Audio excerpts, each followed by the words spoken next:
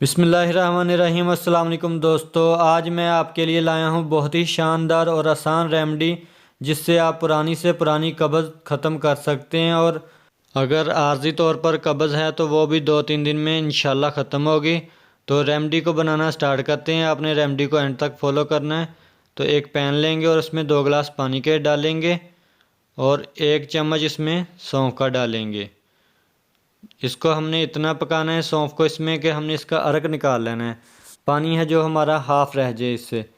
तो इसको पकाएंगे और जिन भाई बहनों को पुरानी से पुरानी कब्ज़ है वो भी इंशाल्लाह इसको 7 दिन इस्तेमाल कर लें, पुरानी से पुरानी कब्ज़ ख़त्म होगी इंशाल्लाह। तो देखें सौंफ का अर्क निकल चुका है, पानी है जो हमारा हाफ़ रह चुका है। अभी हम फ्लेम को बंद कर देते हैं और इसको एक गिलास में छान लेते हैं।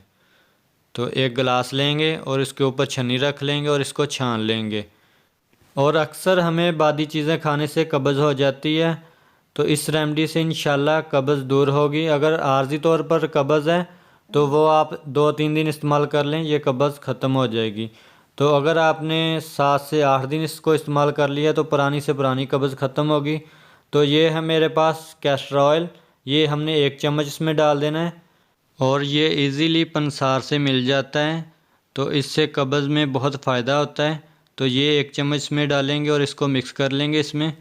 और इसके जायके को बढ़ाने के लिए हम इसमें एक चीज़ और डालेंगे और वो है मेरे पास शहद। 1 चम्मच इसमें शहद का डाल देंगे।